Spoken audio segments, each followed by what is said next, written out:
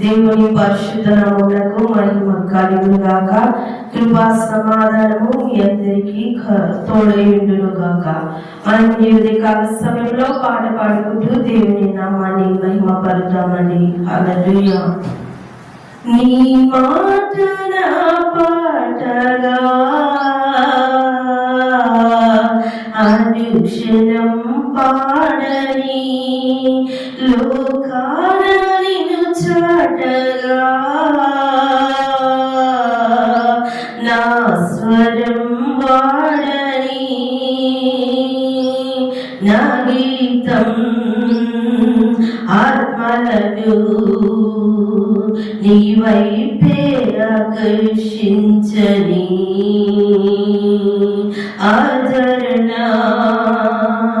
కలిగించి నీలోనే ప్రహర్షించని నీ మాట నా పాటగా అనుక్షణం పాడని ఆత్మీయ గీతాలతో తనువంత పులకించని సంగీతమే బోధయై కనువిప్పు కలిగించని కాలక్షేపం కోసమే పరిమితము కాకుండగా హృదయాల్లో నివసించుచు కార్యాలు జరిగించని నా గీతం ఆత్మలను నీ వైపే ఆకర్షించని ఆదరణ కలిగించి నీలోనే ప్రహర్షించని నీ మాట నా పాటగా అనుక్షణం పాడని లోకాన నిన్ను చాటగా నా స్వరం వాడని. హల్లెలూయా. ఇంతకాల సమయము మనము వాగ్దానాన్ని విందామండి. దేవుడు మన కొరకు ఏ వాగ్దానం సిద్ధపరిచినాడో దానితో మనం మాతో మనల్ని పంచుకోవడానికి మన మధ్య పాస్టర్ సల్మాన్ రాజు గారు ఉన్నారు. హల్లెలూయా. దేవుని నామము మహిమపరచబడుగాక. మరి ఉదయ కాలము ఆయన ప్రశస్తమైన సన్నిధికి మనమందరము వచ్చి ఉండగా దేవుడు ఈ దినము మనతో మాట్లాడుతున్న వాక్య భాగాన్ని చదివి ధ్యానించుకుందాం. అపోస్తుల కార్యములు 13వ అధ్యాయము 47వ వచనములో దేవుడు ఈ విధంగా మాట్లాడుతూ ఉన్నాడు. ఏదైనా నీవు భూదిగంతములకు రక్షణార్థముగా ఉంటున్నట్లు నిన్ను అన్యజనులకు వెలుగుగా ఉంచి ఉన్నాను అని ప్రభువు మాకు ఆజ్ఞాపించినది. ఆమేన్. ఈ మాట ఎవరితో చెప్తున్నారు, ఎవరితో మాట్లాడుతున్నారు ఒకసారి గమనించండి. ఏమంటున్నారంటే నిన్ను అన్యజనులకు వెలుగుగా ఉంచి ఉన్నాను. ఆమేన్. ఇక్కడ మనం గమనించామనుకోండి, ఈ మాట పౌలు ప్లస్ బర్నబా ఇద్దరు చెప్తూ ఉన్నారు. హల్లెలూయా.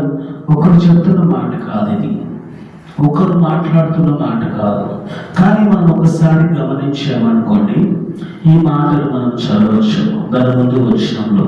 అప్పుడు పౌలును బర్నబాయు ధైర్యముగా ఇట్లనేది ఏమంటున్నారంటే, దేవుని వాక్యము మొదట మీకు చెప్పుట ఆవశ్యకమే, అయినను మీరు దాన్ని త్రోసివేసి మిమ్మల్ని మీరే నిత్య జీవనకు అపాత్రులుగా ఎంచుకొనుచున్నారు కనుక ఇదిగో మేము అన్యజనుల యొద్దకు వెళ్ళుచున్నాము.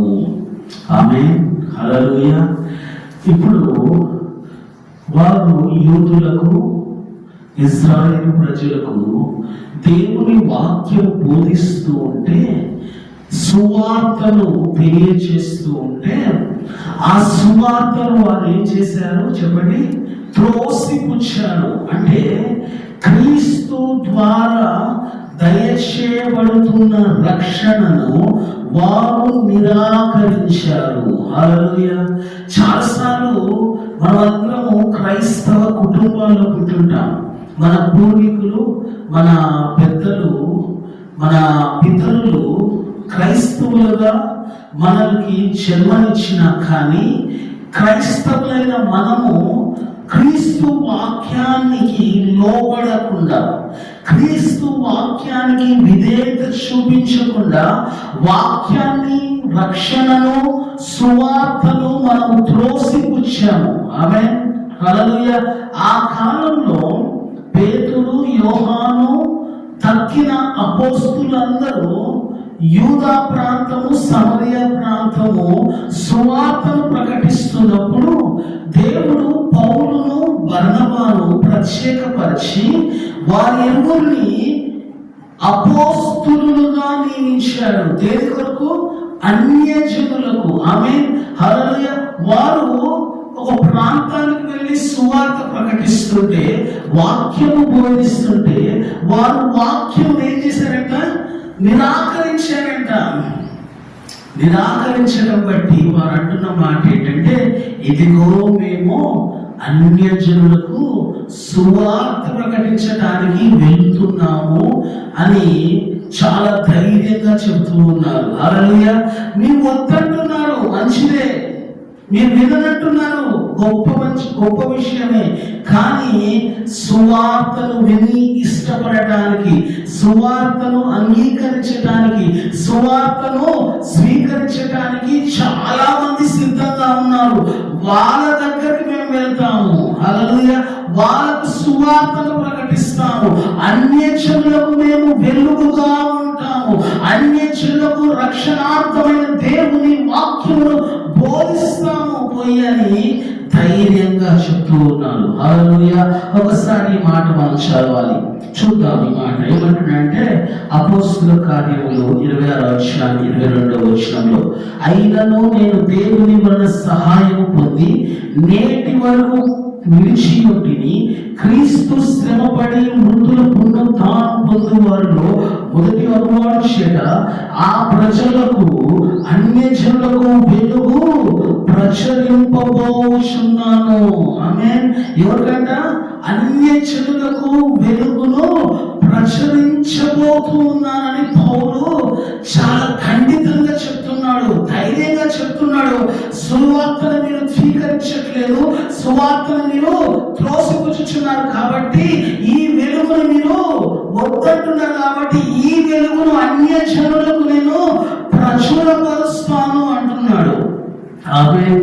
యేసుక్రీస్తు జీవిస్తున్న సమయంలో యోహాను సువార్త 8:12 ఏమన్నాడు? నేను లోకమునకు వెలుగై ఉన్నాను అన్నాడు. ఆమేన్, హల్లెలూయా. లోకమును మొత్తానికి ఆయన వెలుగై ఉన్నాడు. కేవలం యూదులకు మాత్రమే కాదు, కేవలం ఇశ్రాయేలు జనాంగానికి మాత్రమే కాదు, కానీ సమస్త లోకమునకు ఆయన వెలుగై ఉన్నాడు. ఆ వెలుగును ప్రచురించడానికి సౌలును లేకపోతే బర్నబాను దేవుడు ప్రత్యేకపరిచి వారిని అభిషేకించి వారిని అపోస్తులుగా నియమించి ఉన్నాడు. ఆమేన్.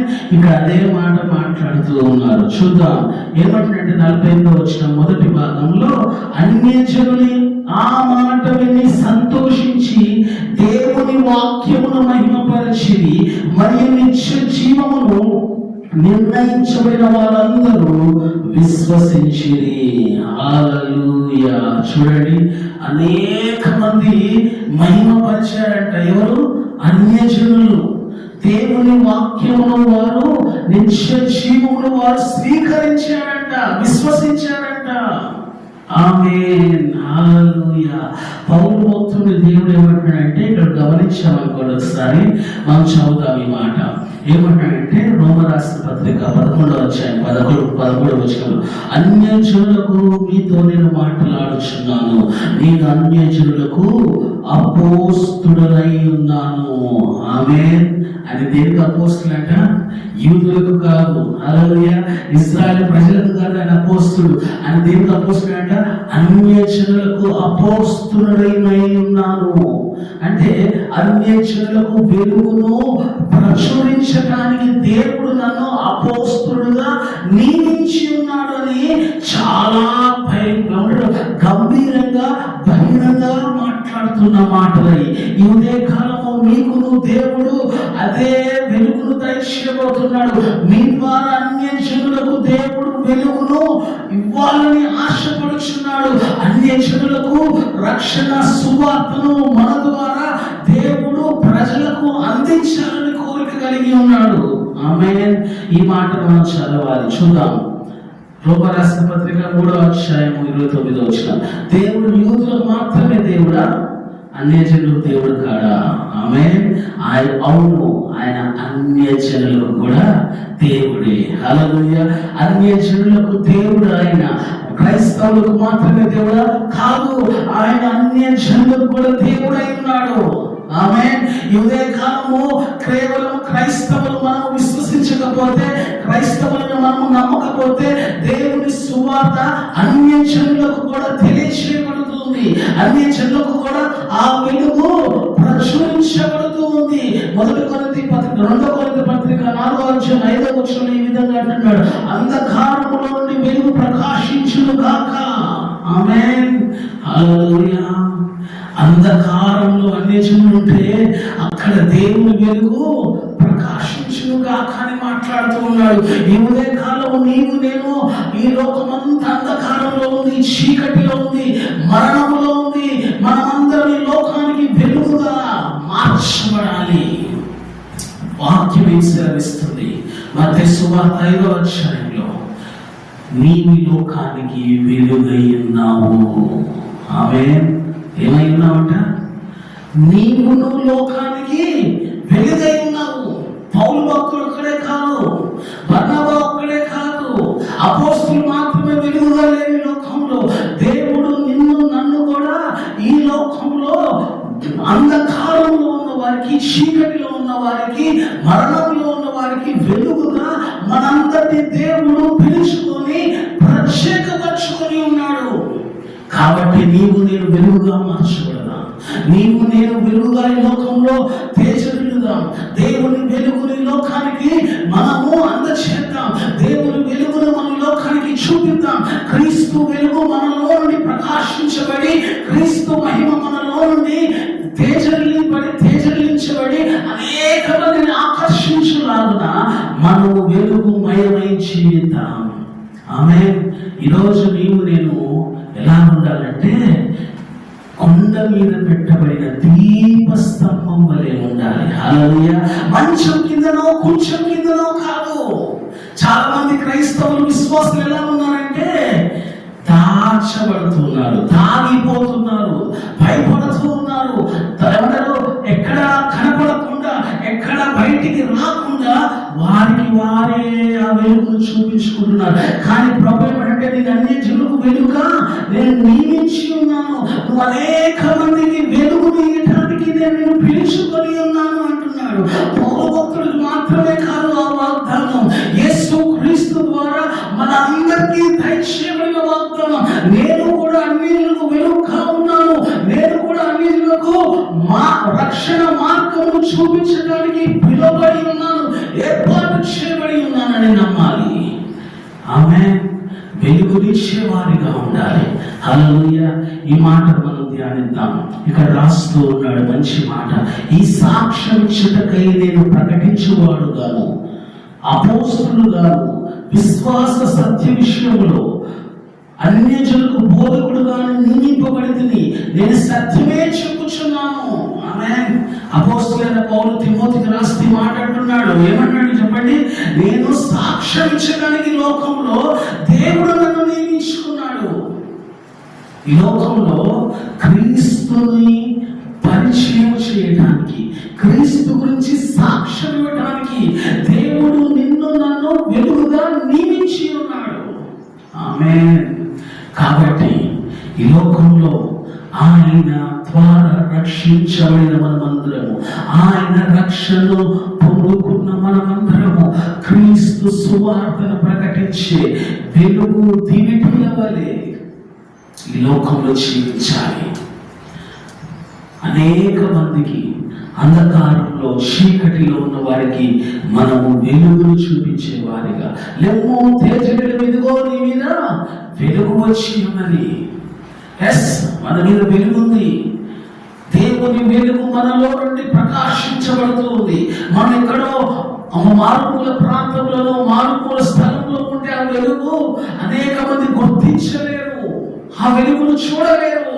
కాబట్టి నువ్వు బయటికి వచ్చి, నేను బయటికి వచ్చి వెలుగు కనపడేలాగా, వెలుగు ప్రకాశించేలాగా మనందరం చేయాలి, బయటికి రావాలి. సమయం ఆసన్నమైనది, పరిస్థితులు ఆ విధంగా మనల్ని మరుస్తూ ఉన్నాయి. కాబట్టి దేవుడు బయటికి వద్దాం, క్రీస్తు కొరకు వెలుగుగా మనము ప్రకాశిద్దాం. నేను కూడా పౌలు వలె, బర్నబా వలె అన్యజనులకు వెలుగుగా ఉండాలని బలమైన తృష్ణతో, కోరికతో, పట్టుదలతో వెలుగు జీవితం కలిగి జీవిద్దాం. దేవుడు మనందరినీ ఆ విధంగా వాడుకొనును గాక. అనేక మంది అన్యజనులకు రక్షణగా దేవుడు మనందరినీ నిలబెట్టును గాక. దేవుని కొరకు అనేక మంది సువార్త అందించబడిన వారికి సువార్త అందించును గాక. రక్షణ లేని వారికి రక్షణ తెలియచేయును గాక. దేవుని అభిషేకము మనందరినీ ఆ విధంగా వాడుకొనును గాక. ఆమేన్.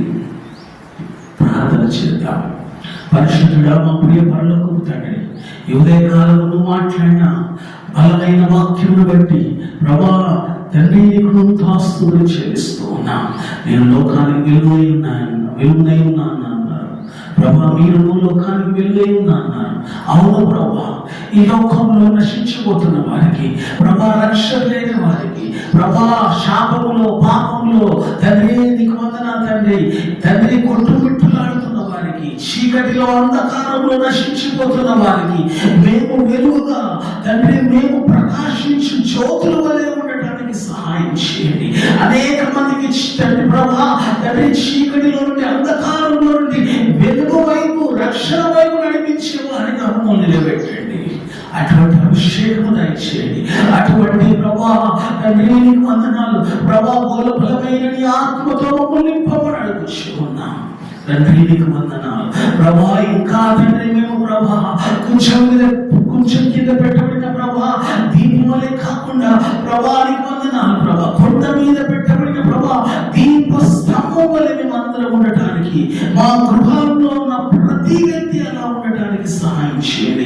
క్రైస్తవులందరూ వెలుగు దీనిని చేత పట్టుకొని క్రీస్తు సువార్తను ప్రపంచానికి తెలియజేసే వారిగా, వారిలో నీ అగ్ని ప్రభా నీకు వందనాలు, నీ వెలుగు ప్రకాశించగలగా అని ప్రార్థన చేస్తూ ప్రతి వారిని నీ సన్నిధిలో ప్రభా, ప్రత్యేకమైన ప్రభా నీ పిలుపుతో వారిని ఏర్పాటులో ప్రభా నిలబెట్టమని అడుగుచు.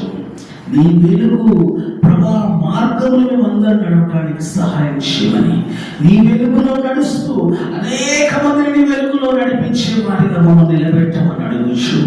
యేసు పరిశుద్ధ నామంలో అడుగుచు వేడుకొనుచున్నాము ప్రియ తండ్రి. ఆమేన్. అందరికీ ప్రైజ్ ది లార్డ్. దేవుడు మనందరినీ దీవించును గాక. మరి పాస్టర్ సల్మాన్ రాజు యూట్యూబ్ ఛానల్ని ప్రతి ఒక్కరు సబ్స్క్రైబ్ చేయండి, లైక్ చేయండి, షేర్ చేయండి. అనేక మంది చూస్తున్నారు కానీ సబ్స్క్రైబ్ చేసుకోవట్లేదు. చాలా మంది వీడియోస్ చూస్తున్నారు కానీ ఏం చేయట్లేదు, సబ్స్క్రైబ్ చేసుకోవట్లేదు. Please subscribers. దేవుని వాక్యంలో విన్న వారందరూ అనేక మందికి షేర్ చేసి అనేక మందికి ఇంకా వాక్యమును అందించడానికి మాకును మీరు సహాయం చేయాలని నేను వేడుకుంటూ ఈ మాటను ముగిస్తున్నాను.